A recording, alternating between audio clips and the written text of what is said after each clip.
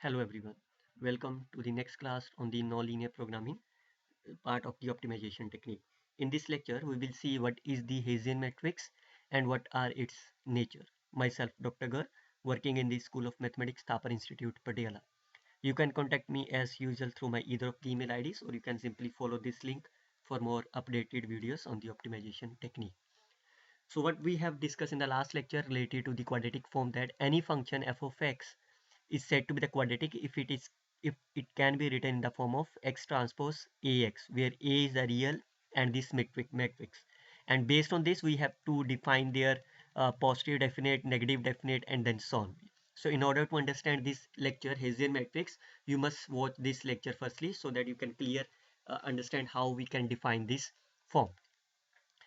Based on this, can you say this function is the quadratic form? No. So since this is not the quadratic form, so you are unable to write this function in the terms of this. So we have ended the last lecture up to this problem. So now how you define the how you define the function f of x, whether it's a positive definite or negative, we will use the concept of the Hessian matrix. That's why this lecture is important with respect to the quadratic form. What is the Hessian matrix is? We have to define the Hessian matrix for any function f of x, and the nature of the f of x is belong to the C square. What is the meaning of the C2? Sorry, it's not a C square, it's a C2. What is the meaning of the C2 is that is a space of all those real functions whose second order partial derivative is continuous.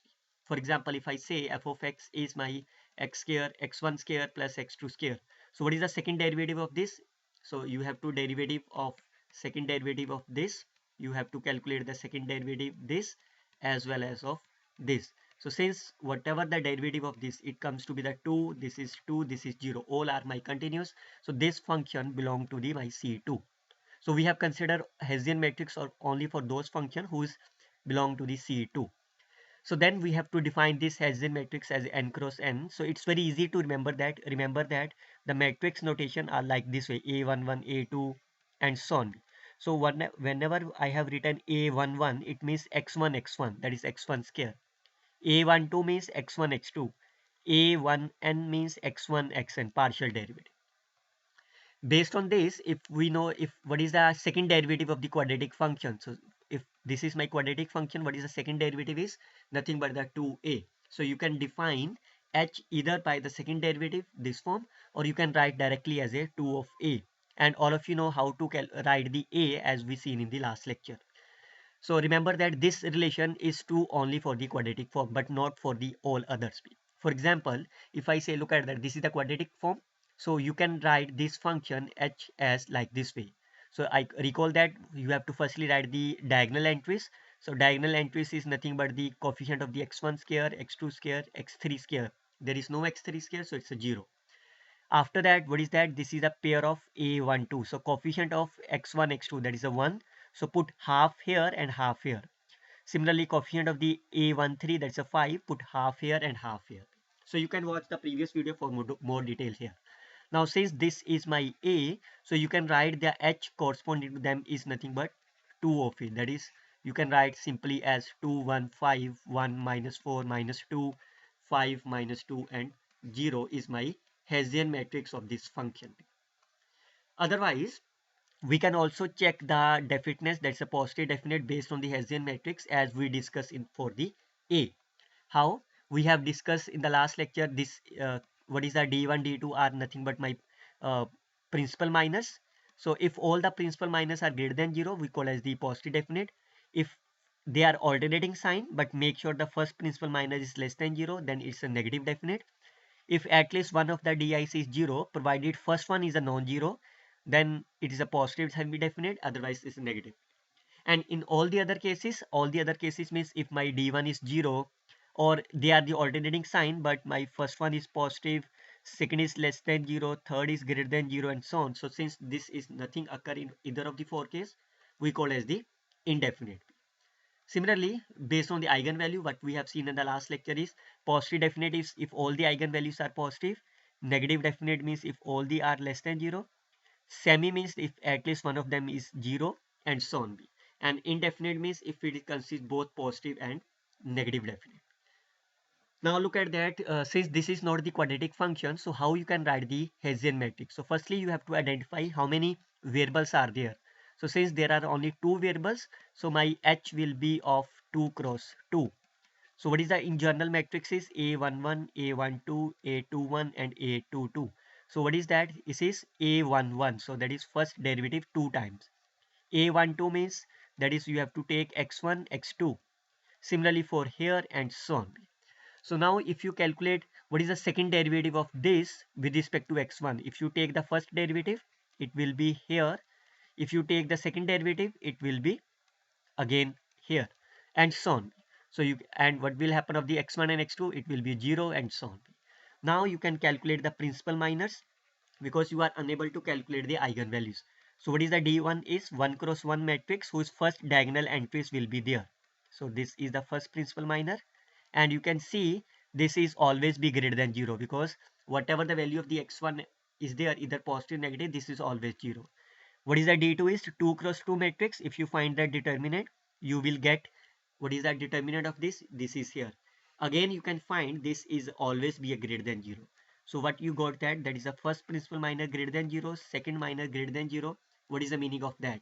So if you look at that, what is the first principal minor greater than 0, second principal minor greater than 0? It means it is my positive definite. So the answer of this will be my positive definite. Look at the second example. Since this is the quadratic form, so there are the two methods for finding the Hessian matrix. One is with respect to the H and second is with respect to the 2A. So we will discuss both. So let's discuss, since how many variables are there? 3. So it is a 3 cross 3. So what is the second derivative of this? So it will be my 4. So look at that, it's a 4. What is the second derivative of x1 and x2? Is nothing, 0 and so on. So you can find here. Otherwise, if you want to find the second method with the help of A, how you find the value of the A? You firstly write the diagonals. What is the coefficient of the x1 square is 2, then 1, then 3.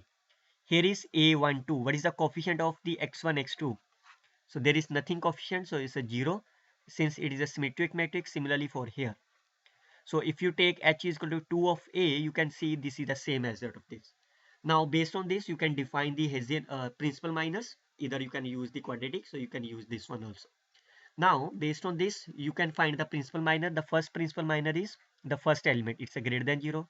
Second principal minor is 2 cross 2 element in which the first two diagonal entries there. So this is the matrix, so the determinant is again positive. What is the 3 cross 3? Third principal minor will be in which the first three diagonal entries are there. So that is the matrix itself. So that is, since all the principal minors are greater than 0, so therefore these are my positive definite.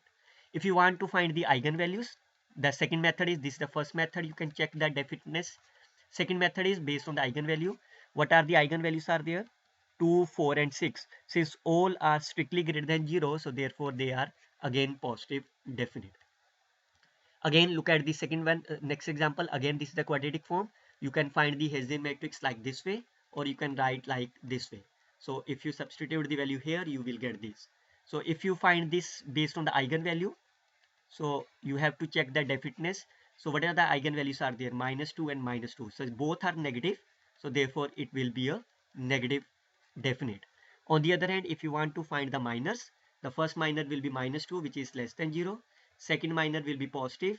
So what will happen if the first one is less than 0, second is greater than 0? It means they are alternating signs, but the first one must be a less than 0. That's a negative. So therefore it is a first one is a negative and they are alternative. Therefore it is a negative definite. Or also you can use the eigenvalue. Next example is that you have to check the definiteness of the function at the point this and this. So since you have to check the nature of this function at these particular points, we firstly define the Hessian matrix you will get here. Now we can use the 1 by 1 point. So firstly at the point 0, 1.5. So what is the value of this at here? You can substitute the value of 0 and 1.5 you will get here. So what is the first principal minor of this is 0.